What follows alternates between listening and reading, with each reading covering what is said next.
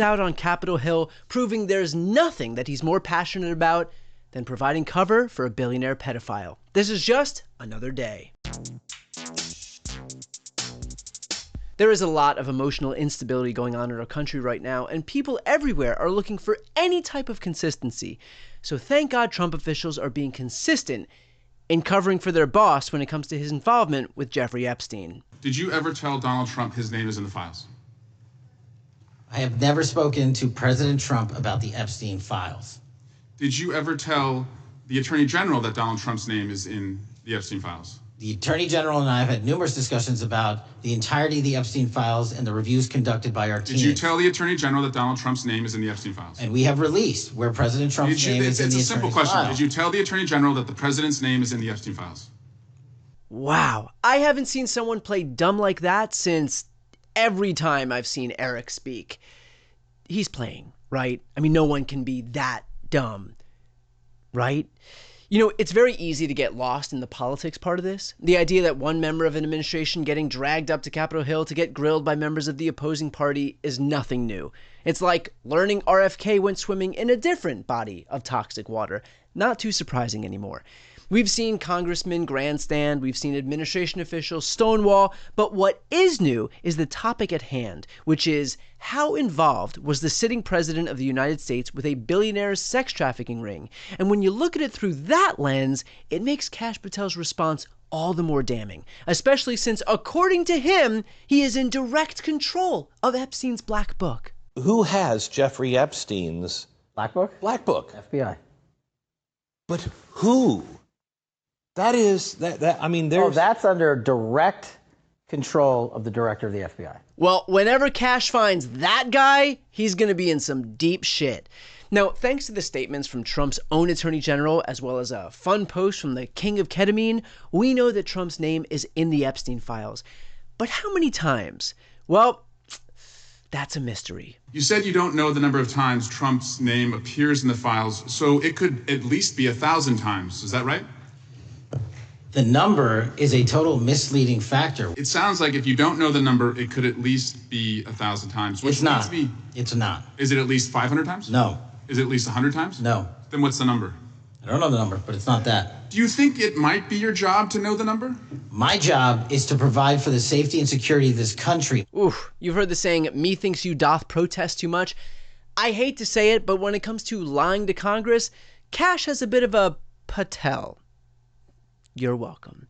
But it's honestly stunning to watch a man who promised to rain hellfire on anyone involved with Epstein be so cagey with his answers. I mean, what about the birthday card signed by Trump that says, "May every day be a wonderful secret"? You've seen the picture of the woman's body with the writing and the president's signature. The president says that's not his. Mm-hmm. Okay? The president says it's not his. The Republican colleagues say it's not his. The administration say it's not his. Will you be opening up an investigation into the Epstein estate for putting out a fake document with the president's signature linking him to the world's largest pedophile ring? Will you be opening that investigation into that? On what basis? On what basis? They literally put out a fake document, according to the president, with a fake signature. It's a forgery of the president of the United States signature. Exactly. Kash Patel can join Trump and the rest of his party in saying that card is a total work of fiction, but he doesn't have the balls to actually throw tons of federal dollars at an actual investigation. Sure, I'll do it. Okay, I look forward to that investigation. Sure, I'll do it? That's the response from the literal FBI director at the prospect of a news outlet posting a purported fraudulent document linking the president of the United States to a notorious pedophile? One might think that if you're in a unique position, as, say, the director of the FBI might be, to investigate and prosecute criminals, you know, the ones that totally forged that birthday card, that might be a good place to start.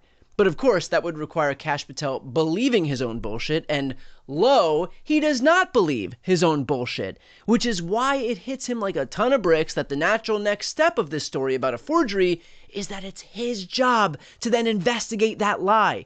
Apparently, when Kash is asked how far he's willing to take a lie, his response is, "Bitch, pack a snack, because this is going to be a long trip." And by the way, it wasn't just the director of the FBI who was trying to put this whole Epstein scandal to bed.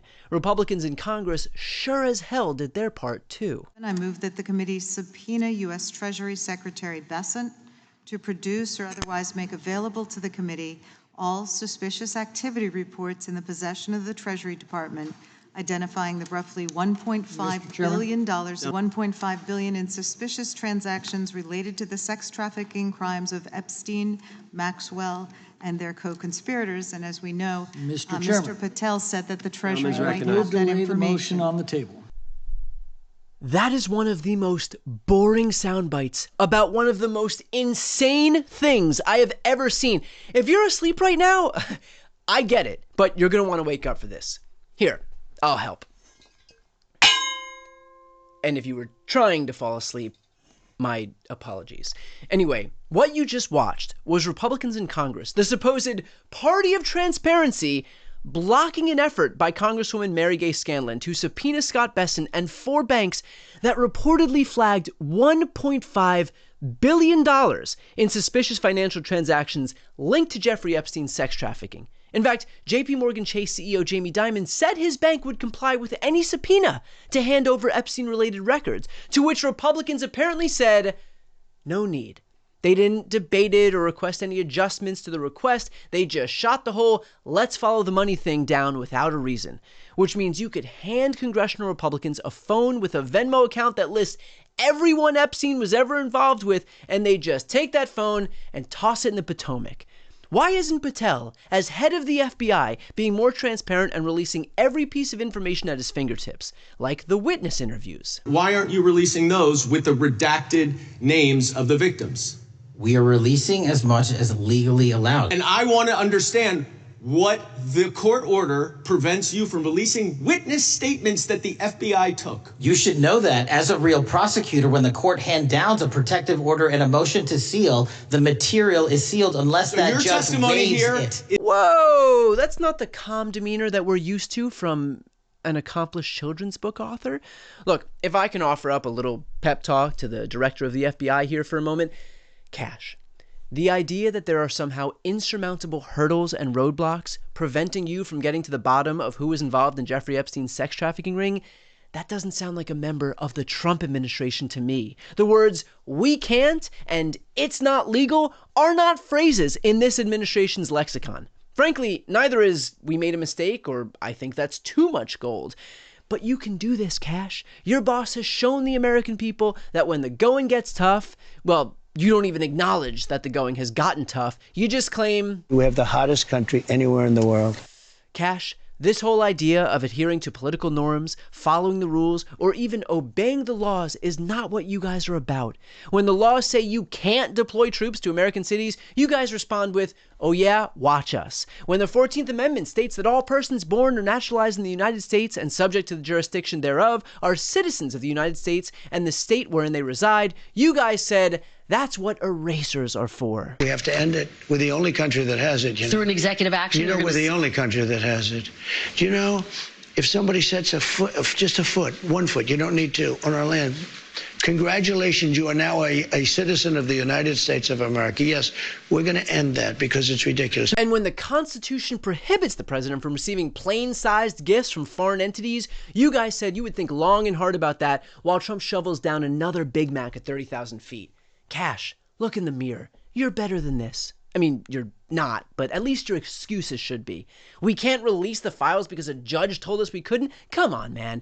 Even if I were to make the most low-budget, Lifetime movie that I could about a director of the FBI engaging in a cover-up of the nation's biggest pedophile scandal involving the president's billionaire friend, and there was that line of dialogue, the actor playing you would be like, could we come up with something a little less on the nose?